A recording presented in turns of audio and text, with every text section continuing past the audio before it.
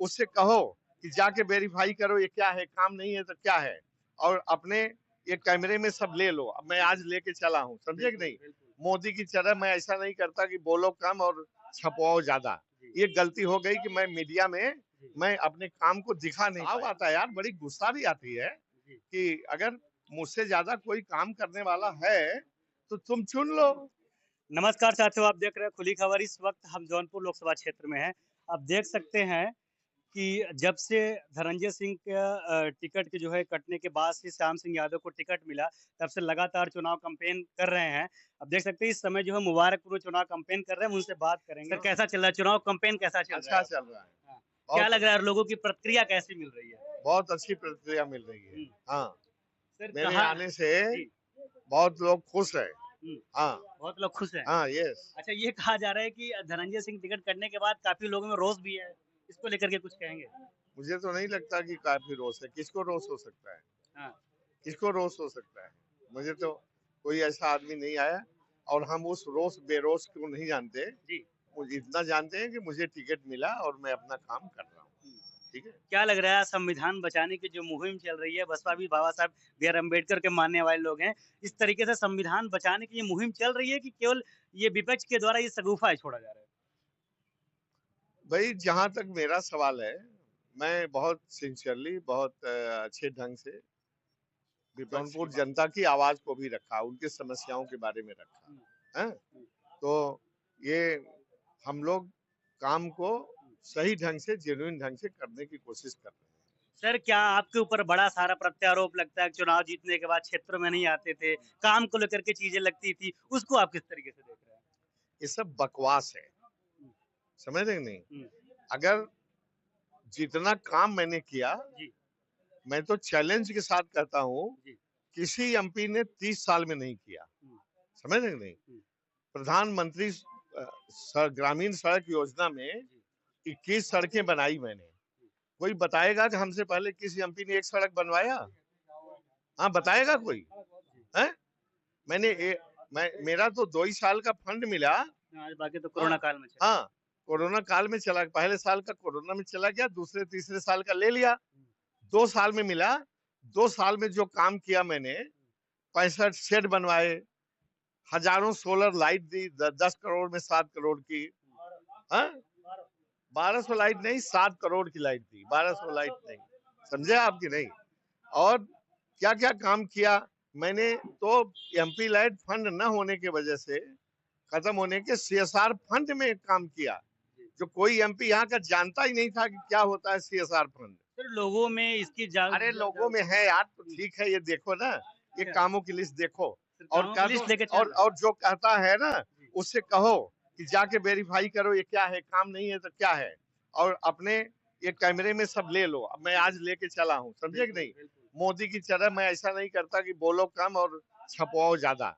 ये गलती हो गई कि मैं मीडिया में मैं अपने काम को दिखा नहीं पाया, और जितना मैंने काम किया किसी एमपी ने किया नहीं, और करने का शऊर नहीं है, मैं कर रहा हूँ।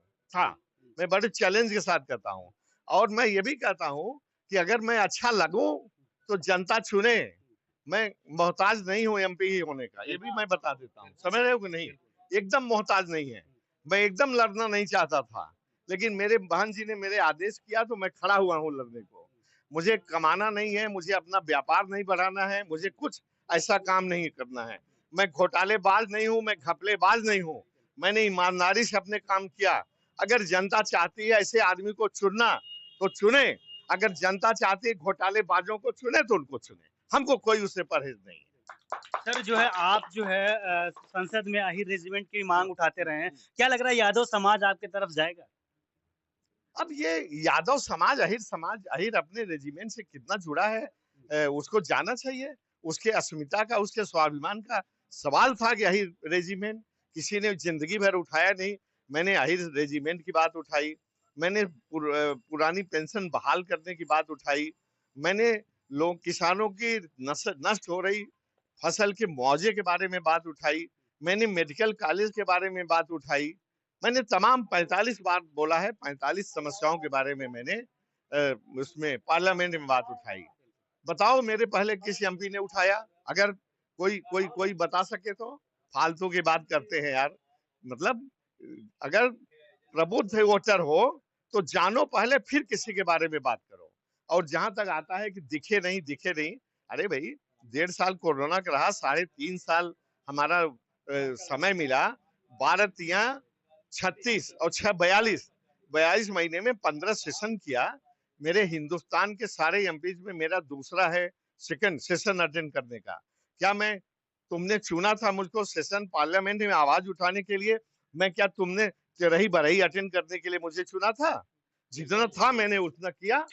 हाँ, और तुम लोग चुनना हो तो चुनो जो तुम्हें पार्लियामेंट में साइन करके आता है, घर पे सोता है, तुम्हारे बीच रही बरही अटेंड करता है। अगर तुम्हारी लेवल वही है, स्तर वही है, तो उसी को चुनो, मुझको न चुनो। हाँ, मैं बहुत उसके साथ करता हूँ। मैंने बहुत ईमानदारी के साथ चुना है।